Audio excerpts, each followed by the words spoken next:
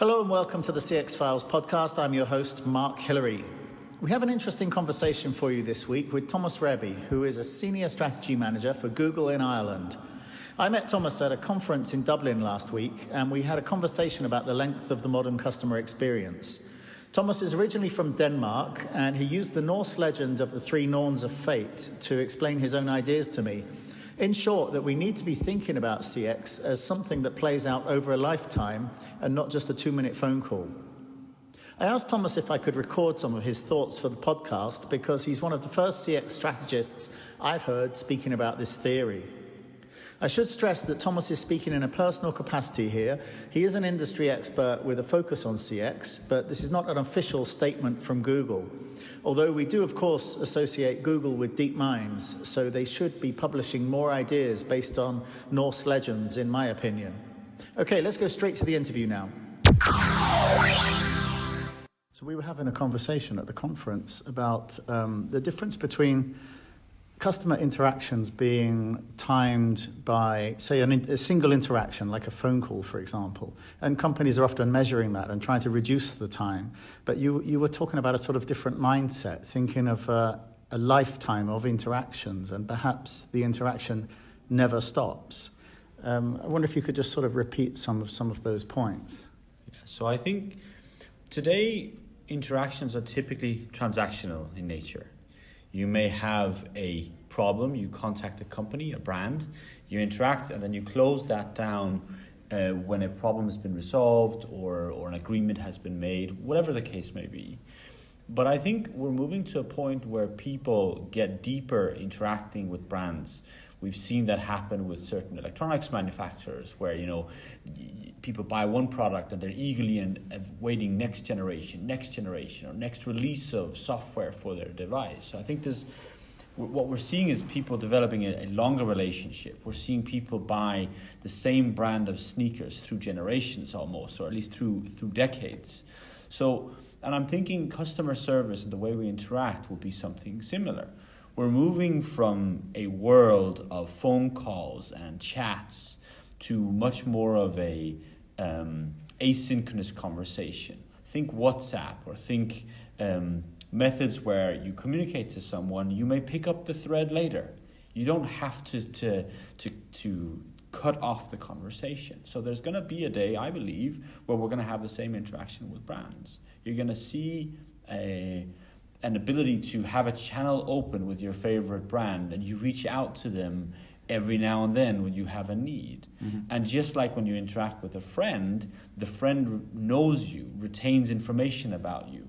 I think systems are going to help, particularly AI is going to help almost make the brand seem like a friend, in the sense that the CRM systems will be surfacing data to whoever you're speaking to at the time, that they will remember or know interactions from the past, and therefore you're building a deeper relationship in conversation throughout a generation. And I guess we've seen this in marketing. So you mentioned some brands, and I can think off the top of my head of companies like Nike, Harley Davidson, Apple, where people are kind of looking for the next product and building almost like a lifestyle around that. But I think that you're going much further and saying that it's not just about selling the product and selling the next item or the next release. It's really about this asynchronous communication. I think that's the big change, isn't it? It is. I think a lot of products now have tag-on services that are kind of integrating wider in life, right? There's a reason why a sneaker manufacturer might buy a company that sells devices for tracking activity, right? Or might buy a platform that helps educate runners becoming better runners, or staging events, hosting events. We're seeing that kind of moving from a product to more of an experience, or trying to achieve the customer's goal. Yeah? And a goal transcends an interaction. A goal is typically something that's longer. There's a journey up to achieving the goal, and there's a journey after the goal, which may be the next goal, or talking about the previous goal. And I think during that time, there will be many touch points leading up to a goal attainment or an achievement, where you will want to dip in and out Just like you might have a performance coach that you only talk to every now and then. You have an annual performance or whatever in your company. And I think the interaction with a company will be similar, which means I could have a WhatsApp chat going on with Samsung in relation to a TV I bought. But later on, when I buy a sports watch, I'll pick it up again, and they might say, "Oh yeah, remember when you bought your TV, the setup of that? Now actually, when you have this watch, this is how you set those two up to interact." Say, and they will know, and will help me get more out of my digital home life. But that's just an example in technology. I could easily imagine that there would be places on the offline world as well where you're interacting with another brand that gives you that. Think of home improvement services, or think of furnishing, where the companies would be aware of what stages you are transcending through in life. Oh, we helped you furnish your house, and now here you're coming back saying you're expecting, right? So what does this room for the child look like, and where do we interact?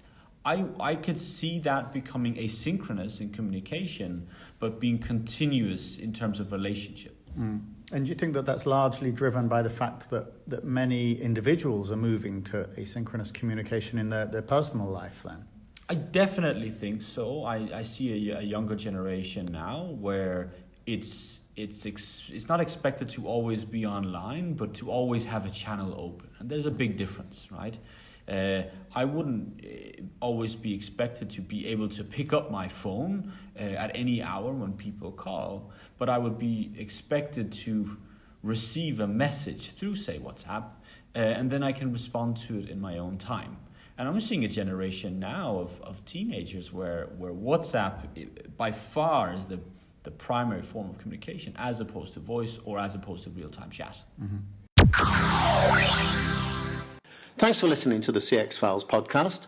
Please tell your friends and contacts about the podcast by sharing it using the hashtag #CXFiles. And if you can leave a comment and rating on iTunes, that would be fantastic. Thank you in advance. I'm always open to ideas and suggestions, so if you want topics explored or covered on the podcast, you can find me using @MarkHillary on Twitter. That's Hillary with 2 L's. Or just search LinkedIn for Mark Hillary and CX Files. Thank you, and see you next time.